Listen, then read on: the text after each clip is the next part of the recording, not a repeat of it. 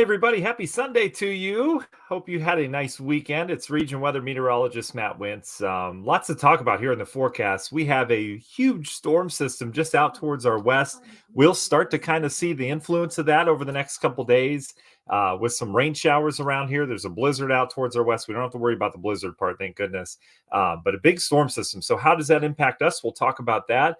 Also, our modeling now takes us through the total solar eclipse. All right, not a total here, but really darn close. And it's going to be a big event, obviously. Everyone kind of ramping up for that day. So our models now take us through it. It's still fantasy land, so we're still kind of guesstimating, and looking at what they're saying with a grain of salt. But either way, we can take a look at what the potential pattern might be and if we might see some clearing skies for that. So we'll talk about all that here in the Sunday evening edition of Region Weather Live.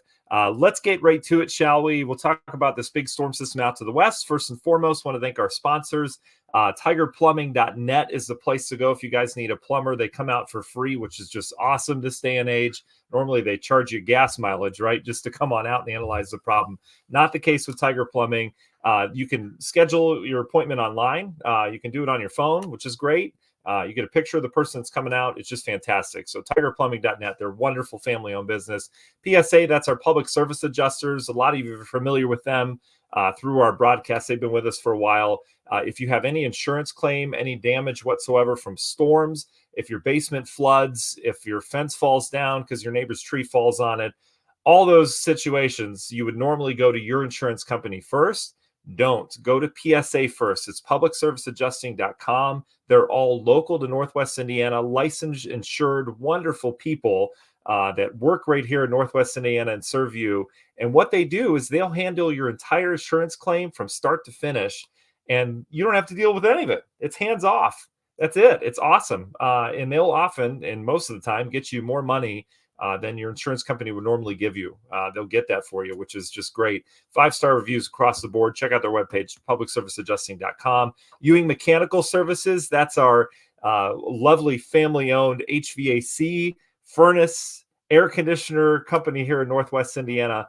They are busy now because a lot of people prepping for air conditioning season. I know it hasn't felt like it, but they've got some great specials right now on new air conditioning systems. They also have additional things that deal with winter stuff that we're still dealing with. Well, if you need your furnace tuned up still, if you need a whole house humidifier, they've got that. Either way, they're your go-to for anything indoor environment-wise. It's ewingmech.com. And finally, last but not least, Grieger's Chrysler Dodge Jeep Ram in Valparaiso. They've got their brand new Jeeps out on the lot, ready to go, shining and new. And they'll be nice to, take the doors off and have the sunroofs open, but we're not quite there yet. But anyway, if you need a new Chrysler Dodge Jeep or Ram, Grieger's is the place to go in Valparaiso. All right, let's get to your forecast here. I want to say hi to our early birds. Mary, hello to you. Jeff's with us this evening. Phoebe, thanks for joining us. Good to see you too. Carl, hello. Mary, hi to you too. Hope you guys are doing well. I know we're just kind of in this waiting period of like, where's spring? All right, we want it back. Well, we're getting there, and tomorrow we're going to get back to it. Okay, so here's what we have going on. Hi, Terry. Hi, Betty. So here's what we have going on. Big system, massive system across the Plain States. There's severe weather component to this. There's a blizzard component to this. You can just see how much real estate this takes up, satellite. So it shows you just how massive this system is as a whole. But for us, the airflow is starting to come out of the south again. It's been out of the north for about a week and a half, right? We've had these below average temperatures, but we're starting to warm things up, and it all starts with the storm system. So as we look at kind of the watches and warnings across the country right now, you notice a lot of pink, a lot of purple, and some of this like deep red. These are your blizzard warnings across areas of Nebraska. And why do I say this? Because it could be worse, right? It is worse for them. There's winter storm warnings expecting upwards of 1 foot of snow. Some places will get upwards of 2 feet of snow, areas in Minnesota.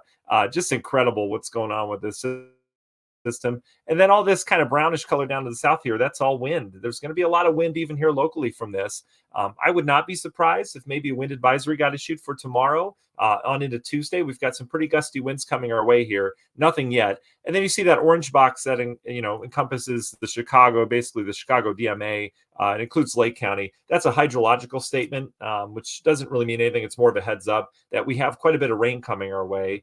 and our ground. If you look at the messaging, they bring up the fact that our trees aren't out yet, right? Our trees aren't really sucking a lot of moisture out of the ground yet. Our plants aren't really doing that either. So any rain that falls, much like it does in the wintertime, doesn't soak in very well because there's not a lot of plant life and vegetation that's really sucking that up. So we're more prone to flooding this time of year, especially when the trees aren't out yet. They're not really doing their thing yet. So that's what that's all about. All right. So let's dive in and kind of talk about how the system evolves. Big area of low pressure, right? We showed that to you. It's very massive, takes up the whole center half of the country. With that, you get a lot of wind, all right? And we're packing these isobars. You can see all the isobars here, or all the black lines on the map. That just tells you it's real windy. And so our wind's going to continue to pick up tonight out of the south. That's going to continue to warm us up. We're not expecting any rain tonight, but as we go in the daytime tomorrow, you notice how we have showers and even some thunderstorms with this that will start to approach from the west. So we should have a dry start tomorrow. Midday should be dry, but we're starting to flirt with some rain to the west. And then by afternoon, notice we've got some waves of rain that are approaching. All indication is that this system, at least locally to northwest Indiana, will be pretty progressive. It should get through pretty quick. Areas of Illinois, however, it's going to kind of linger because they get this initial batch tomorrow morning. They get more during the day. And then by Tuesday, watch how there's several rounds. So there's our first round of real good rain. Most of the models pick up on that. That's really tomorrow evening, tomorrow night for us. We get a good batch that moves through here. Could have some thunder with that as well. And then we briefly kind of dry out. We get perhaps another round of rain in here. This will be pre-morning rush hour on Tuesday. It's still windy and it's still pretty mild. And then we get perhaps one final round of rain with the actual cold front. This would be Tuesday midday sometime. This one may have a severe weather component to it. And I'm just calling it now. I don't see any writing on that. I don't see any forecasts on that, but we would have to keep an eye on that. So I'll dive into that in just a second. And once that moves through, our rain's pretty much done. The wind is still here. But by Tuesday afternoon into the evening, it's starting to turn colder outside. But more or less, the rain is now east of us with just some scattered lingering showers. Okay. So not a lot of rain for us here locally. I do want to show you, though, and notice all the snow in the northern end. We can't avoid that, right? Or you can't kind of miss that in terms of looking at it, but we will avoid that. So there's that. How much rain are we talking?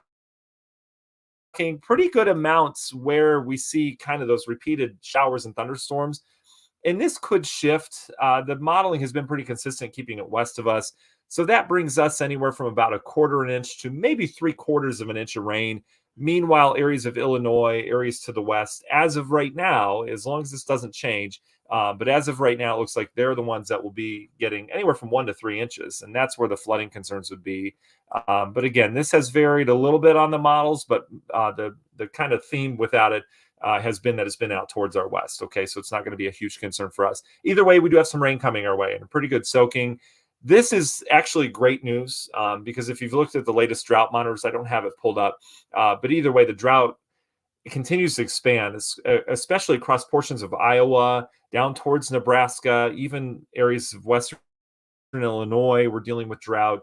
We've got dry soil, so to speak, in terms of our year-to-date average here locally. We're not necessarily in a drought, but we don't want to go into spring and the planting season and the growing season with a drought. We just don't want to do that because that can often lead towards a drought for the summer because drought kind of breeds drought because you don't have a lot of evaporation. It just kind of, it's a cyclical thing.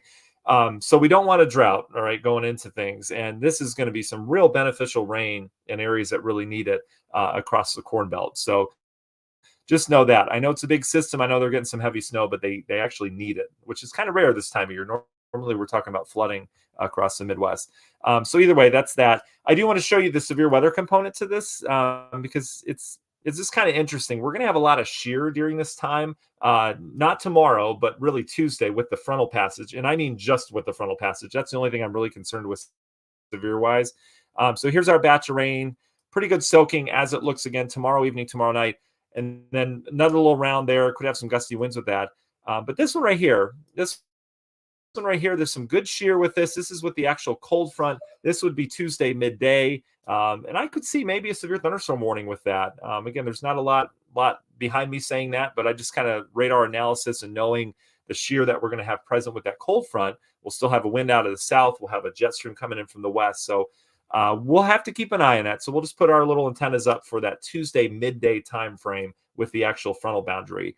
Um, the least thing we could get out of this would be some gusty winds with this as this moves through. Okay, and after that moves through, systems out of here. As I mentioned, the winds will start to relax a little bit. Last thing I want to look at for you guys are the winds. And notice tomorrow afternoon, the HER has our gusts in the 30s, maybe some 40-mile-per-hour gusts at times. I would probably keep it in the 30s, but it will be windy tomorrow afternoon. And then notice some more strong winds tomorrow night. And then one final little round of strong winds here with that front. You can see it there, perhaps 30 to 40-mile-per-hour winds, maybe higher at times. We'll see.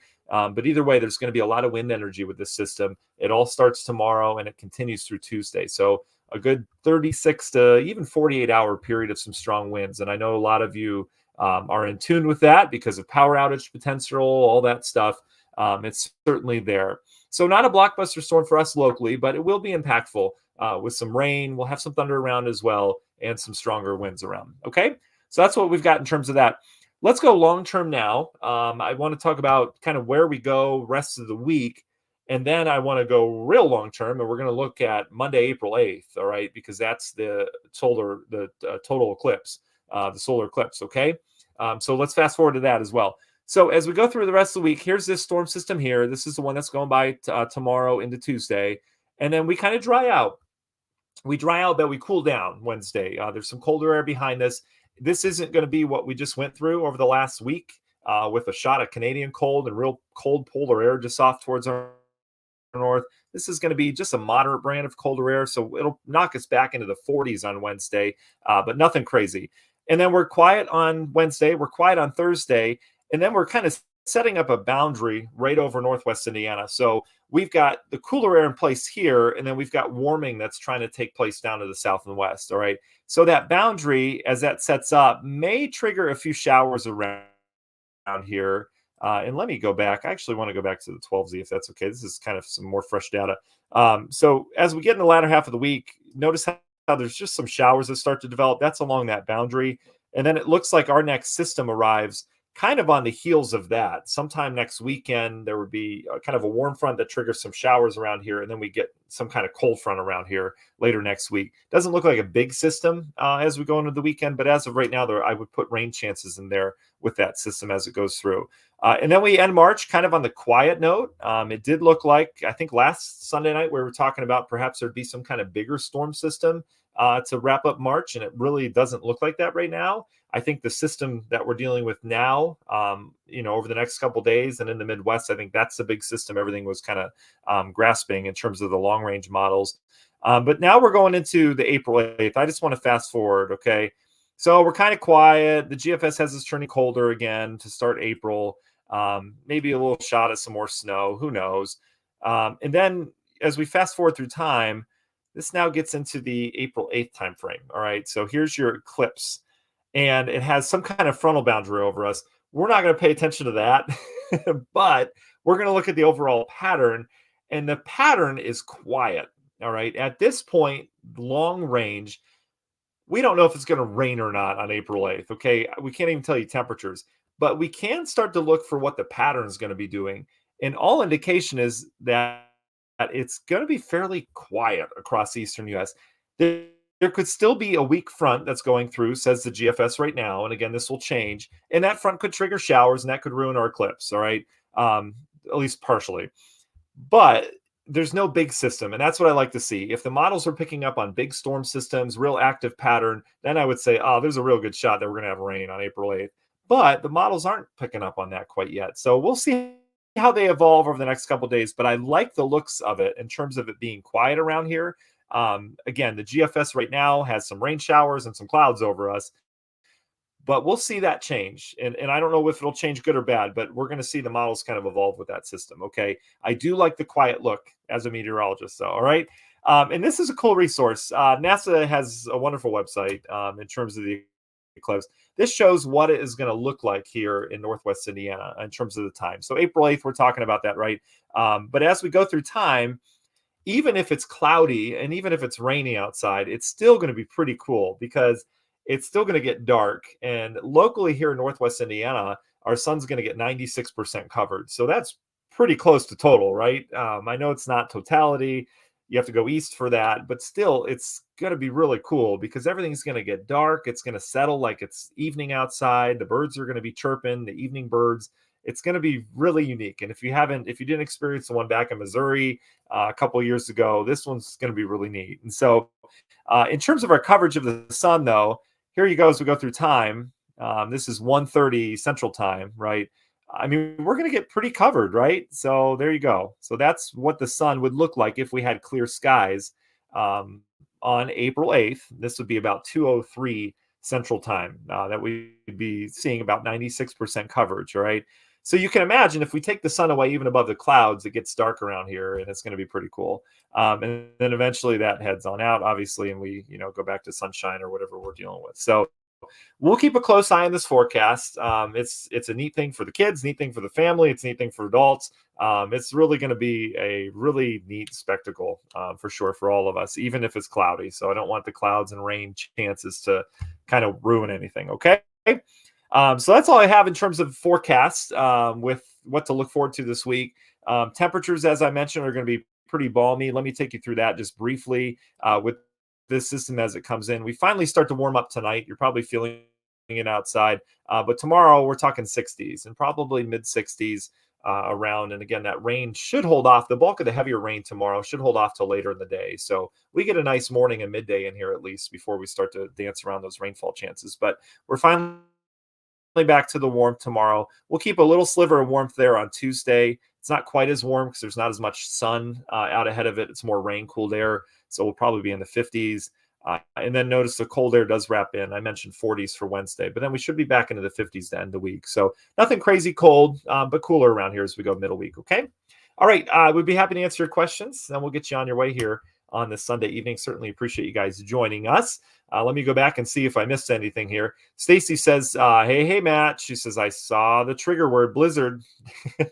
Stacy, they are dealing with a blizzard out towards our west, Nebraska right now, having not so good of a Sunday night, and they're not going to have so good of a Monday morning either. Minnesota won't either.